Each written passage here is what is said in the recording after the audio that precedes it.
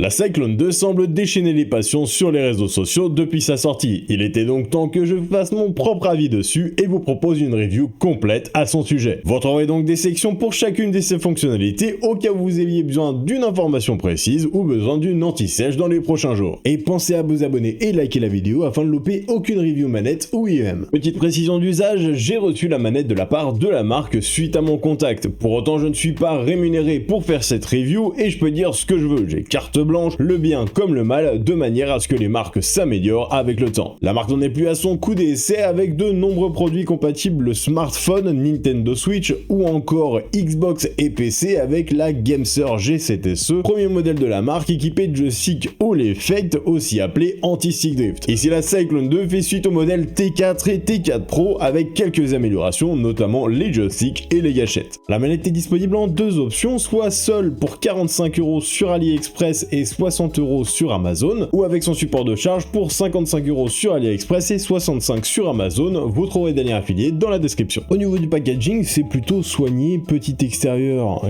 glacé avec toutes les fonctions de notre manette qui sont indiquées. Donc là pour le coup, plutôt stylé pour une manette à 60 €. Ensuite on retrouve la manette avec deux anneaux pour la protéger durant le trajet, éviter que ça ne bouge trop. Donc voici notre petite manette.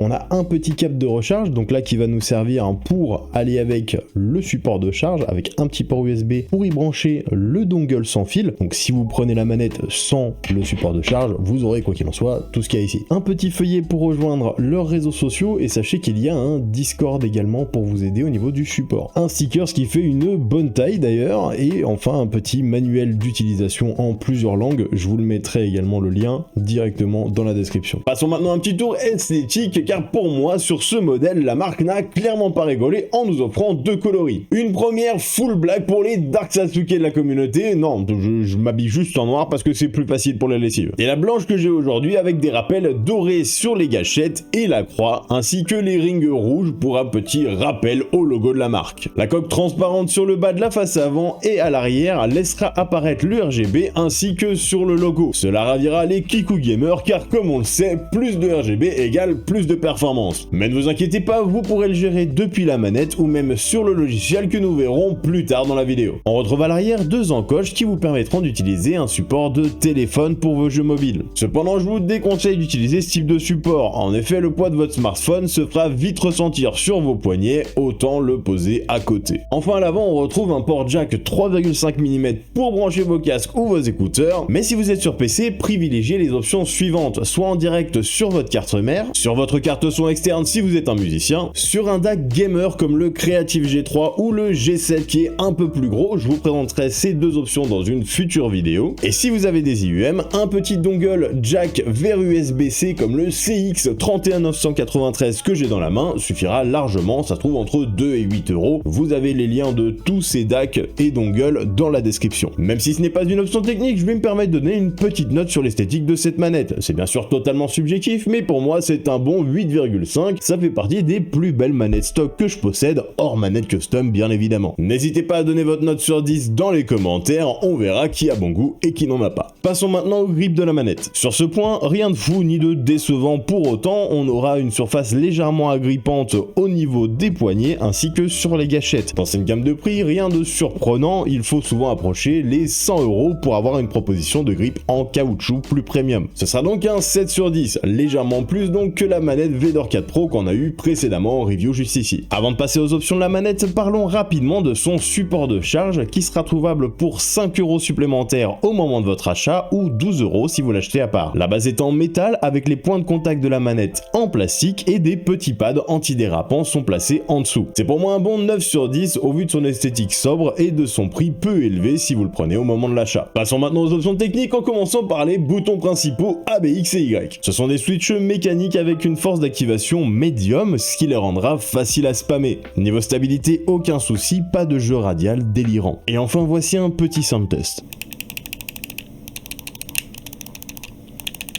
Cela se termine sur une note de 9,5 sur 10 pour les boutons principaux. Passons maintenant à la croix directionnelle qui est équipée de switch optique. Et je dois vous l'avouer, j'ai un peu de mal avec car elle manque de stabilité. On remarquera une courte distance à parcourir avant d'atteindre le contact du clic, cela se sentira surtout sur la flèche du bas. Bien sûr, ce sera suffisant si vous en servez pour des actions secondaires, comme dans mon cas pour ouvrir un inventaire, mais je préfère prévenir pour les potentiels adeptes de jeux de plateau ou encore de Tetris. Alors donc un petit 6 sur 10 pour cette croix directionnelle. Passons maintenant aux gâchettes qui est la plus grosse interrogation pour nos joueurs de FPS. Le revêtement est lisse et légèrement texturé sur la partie de l'appui, mais rien de fou pour autant. Niveau tension des gâchettes de base, on est sur du classique Xbox, mais elles sont interchangeables. En effet, on remarque la présence d'un petit loquet intégré à la gâchette elle-même, assez atypique comme placement, mais rassurez-vous, même en position standard, vous ne ressentirez pas sa présence. Une fois activé, vous profiterez de gâchettes en clic-souris avec un son très satisfaisant.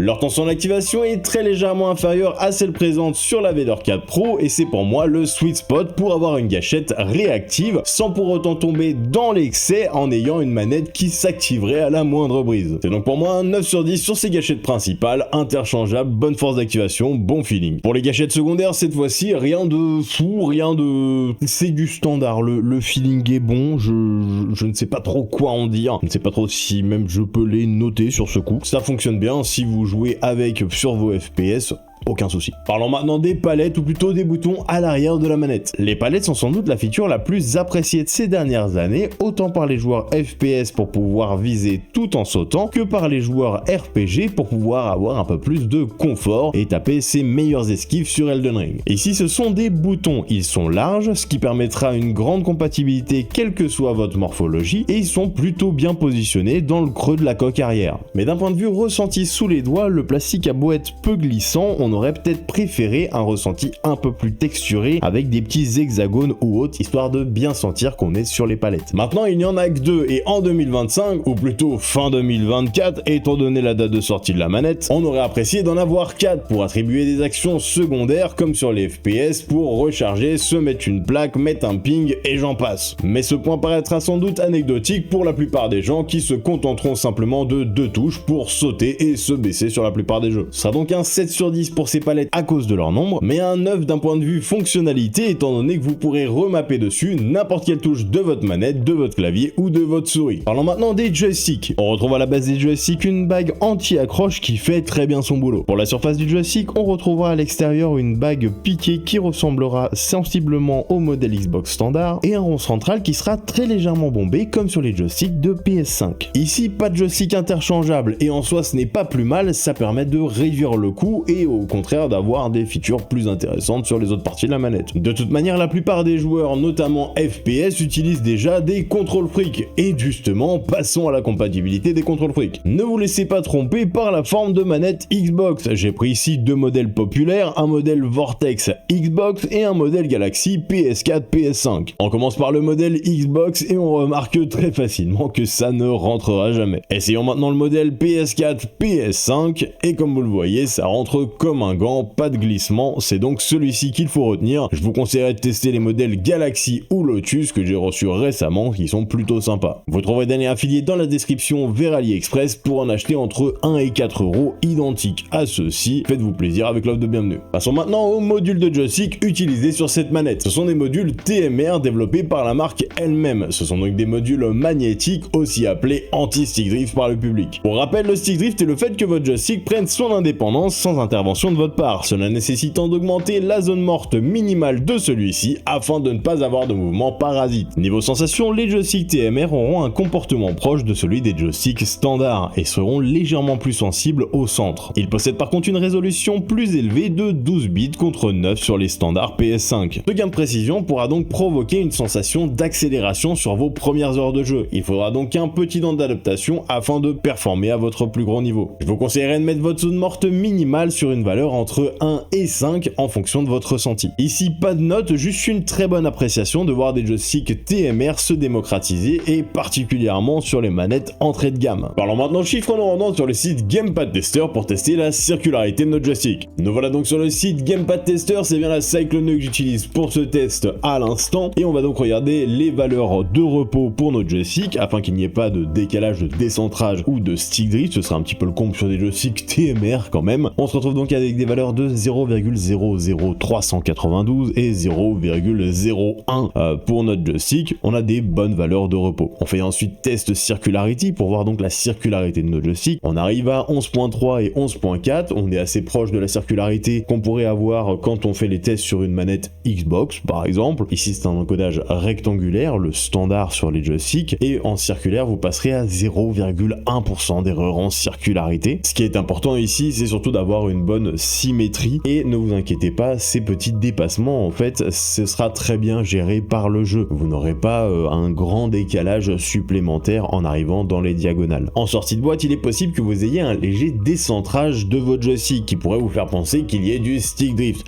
Ne vous inquiétez pas, vous pouvez totalement recalibrer vos joysticks avec une simple manipulation que je vais vous montrer. Pour recalibrer les joysticks, il faut procéder en 3 étapes. Premièrement, maintenir appuyé les 3 boutons du haut, le bouton option, le bouton logo et le bouton de droite jusqu'à ce que le logo clignote lentement. Voilà, là c'est le cas. Ne touchez surtout pas vos gâchettes et autres joysticks à ce moment-là. Vous appuyez sur la touche A et maintenant vous allez appuyer à fond sur les gâchettes. Il faut donc ne pas avoir activé les trigger stop derrière et vous allez faire tourner maximum 3 fois les joysticks sur eux-mêmes. Et vous appuyez sur A et si c'est bien fait, le logo va se rallumer. Si jamais le logo ne se rallume pas, ça veut dire que vous avez fait beaucoup trop de tours et à ce moment-là, restez appuyé pendant 5 secondes sur le logo, ça va éteindre la manette, rappuyez encore une fois sur le logo, ça va la rallumer et vous pourrez recalibrer de nouveau. Parlons maintenant d'overclocking. Quelle fréquence, quelle latence pouvez-vous attendre de cette manette? Et ici, pas besoin d'overclocking, elle fonctionnera à 1000 Hz sortie de boîte. On pose souvent la question, est-ce qu'on peut utiliser cette manette sur DS4 Windows? Eh bien oui, sur cette manette, vous pourrez utiliser DS4 Windows étant donné qu'avec une simple manipulation, vous pourrez faire en sorte que cette manette soit reconnue en tant que manette Nintendo Switch, PS4 ou Xbox 360. Et pour passer d'un mode à l'autre, vous devrez réaliser l'action suivante, maintenir tout simplement les deux boutons fonction à côté du logo pendant 3 secondes. Le code couleur est le suivant, quand ça clignote rouge, c'est pour Nintendo Switch,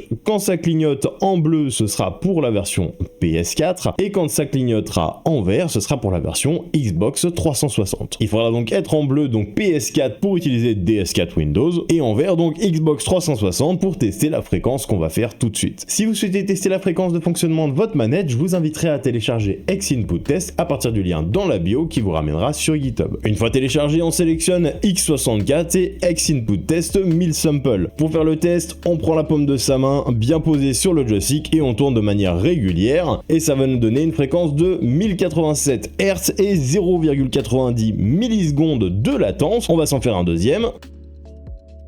Voilà, 1086, 0,92 millisecondes, impeccable, tout comme les résultats qu'on aurait en overclockant une manette PS5. Avant de parler du logiciel, sachez que vous pourrez régler un certain nombre de paramètres directement sur la manette sans avoir besoin du logiciel, comme par exemple les vibrations, recalibrer votre manette, changer de mode, gérer le RGB ou encore le profil utilisé. Pour ça, vous trouverez des indications sur le manuel fourni dans la boîte, ainsi que sur le site Gamester. Je vous ai mis un lien direct pour le manuel dans la description. Passons maintenant à la partie logiciel et applications. Pour le trouver, vous devrez vous rendre sur le site Gamester dans le menu logiciel et enfin dans la catégorie logiciel PC Gamester, ce sera l'application Gamester Connect. A savoir qu'il existe également une application mobile du nom de Gamester téléchargeable sur le Play Store. Cependant, pour le moment, la manette n'est pas reconnue sur l'application. Il faudra donc utiliser l'option Third Party Gamepad pour pouvoir vérifier l'attribution de vos différentes touches sur l'application. Au moment de la première connexion, vous aurez sans doute la demande d'une mise à jour du firmware, donc le logiciel interne de la manette. Si ce n'est pas le cas, je vous inviterai à cliquer sur mise à jour du firmware qui est le petit logo avec une flèche vers le haut. Ici, je suis à jour. En second, vous retrouverez de quoi réinitialiser les paramètres par défaut du logiciel. Faites donc attention, ce serait dommage de perdre vos 4 profils.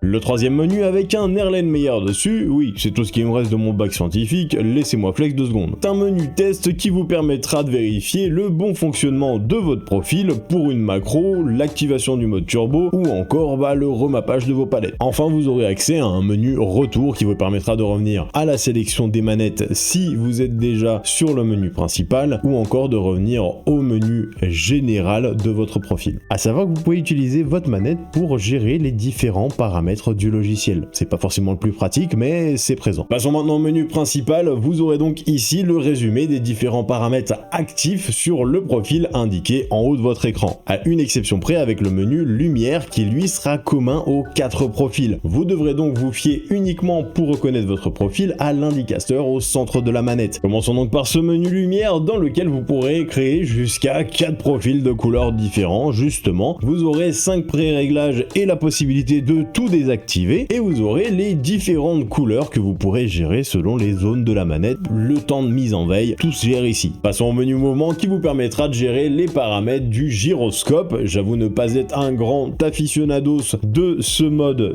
de contrôle, mais écoutez, il a l'air de plutôt bien fonctionner après mes tests. Passons au menu gâchette. Ici, vous allez gérer la zone morte maximale et minimale de votre gâchette, ainsi que l'anti-zone morte. Vous pourrez également changer la courbe de réponse de votre gâchette avec une courbe standard, une courbe un peu adoucie, une courbe un peu plus agressive en début de course, ou même vous faire votre courbe personnalisée, cela ayant un peu plus d'intérêt pour les jeux de course par exemple. Passons maintenant au menu des joysticks. Ici, vous pourrez régler pour chacun de vos joysticks votre zone morte minimale, maximale, l'anti-zone morte, tout comme sur les gâchettes. Et de la même manière, vous pourrez choisir des courbes personnalisées, tout comme sur les gâchettes, et créer votre propre courbe, cela ayant beaucoup plus d'intérêt sur les jeux type FPS, où on va préférer avoir une courbe plus agressive que la normale sur le joystick gauche pour avoir des mouvements plus dynamiques, et avoir par exemple une courbe personnalisée sur notre joystick droit, de manière à adoucir par exemple le passage au centre du joystick pour avoir des mouvements plus précis. Vous aurez également la possibilité de choisir le type d'encodage de votre joystick, comme nous l'avons vu tout à l'heure, entre brut, donc avec un certain pourcentage d'erreurs en circularité, ou passer en mode circulaire pour avoir 0 ou 0,1% d'erreurs en circularité. Cela aura pour effet d'avoir une meilleure correspondance du mouvement de votre joystick avec ce qui va se passer en jeu. En réduisant les erreurs de circularité dans les diagonales, vous aurez donc également un ressenti plus précis sur ces zones-là. Je vous conseillerais donc de tester le mode circulaire au moins pour votre joystick droit sur les jeux type FPS afin de voir si vous gagnez un peu en précision dans votre gameplay. Enfin, vous aurez accès au menu configuration avancée. Ici, c'est un petit peu plus technique. Vous pourrez choisir donc ici par exemple pour votre joystick droit l'action qu'il va contrôler. De base, votre joystick droit contrôle forcément votre joystick droit. Mais vous pouvez également contrôler votre joystick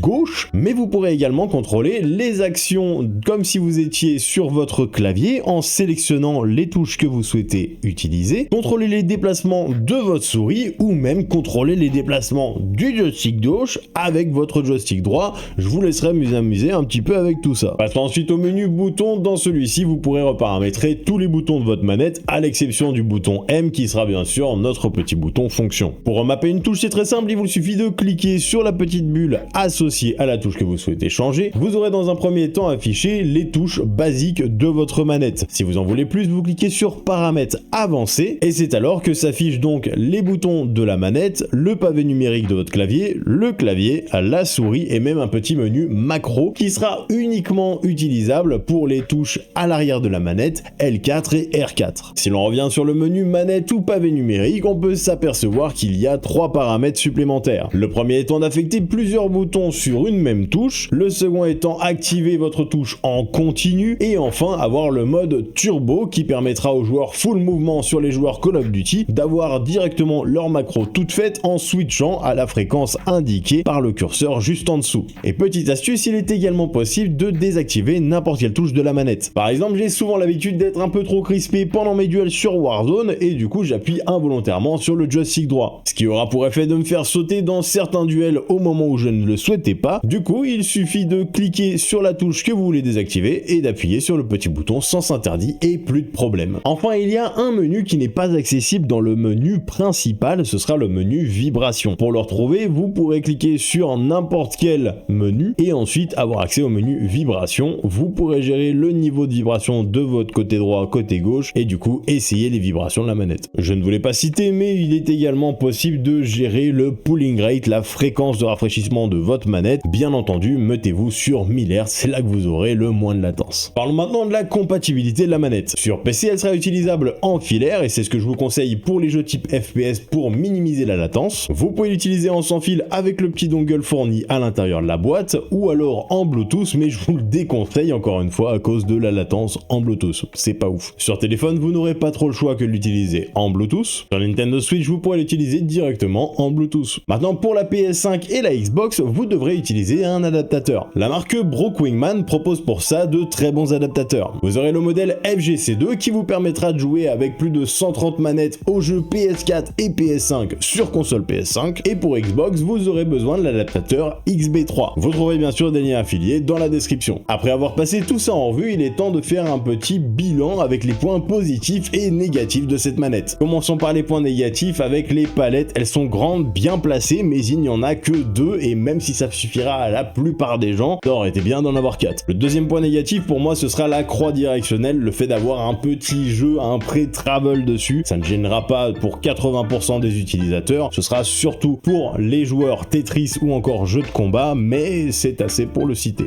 Et c'est en fait tout pour les points négatifs. Pour ce qui est des points positifs, les joysticks TMR, le fait d'avoir des joysticks plus durables sur une manette de ce prix-là, et bien écoutez, ça fait plaisir. Il faudrait vraiment que les gros constructeurs en prennent de la graine, même s'ils vont gagner un petit peu moins d'argent sur le long terme. Deuxième point positif, les gâchettes interchangeables. Même maintenant en 2025, c'est encore un luxe d'avoir cette option. Certaines marques comme Aim Controller, X Gaming ou encore Scuf sur ces modèles Xbox ont fait cette implémentation, mais ce n'est pas encore démocratisé. Et dernier point positif, le rapport qualité-prix. Avoir une manette entre 50 et 65 € selon Amazon et AliExpress, ça fait vraiment plaisir. La manette est bien finie, plutôt stylée, on a des très bonnes options et surtout des joysticks durables. Que demander de plus en fait? Pour conclure, cette manette arrive facilement dans mon top recommandations des manettes et notamment sur PC. Et avec toutes ces améliorations par rapport au modèle précédent, je pense objectivement que c'est le meilleur modèle que Gamester ait pu sortir jusqu'ici. Dites-moi ce que vous avez pensé de cette manette en commentaire, pensez à liker et vous abonner pour soutenir la chaîne. Si vous avez besoin de conseils pour une manette ou des IUM, pensez à regarder mes vidéos recommandées juste ici ou rejoignez mon Discord dans la bio. Et d'ici là, geekez bien!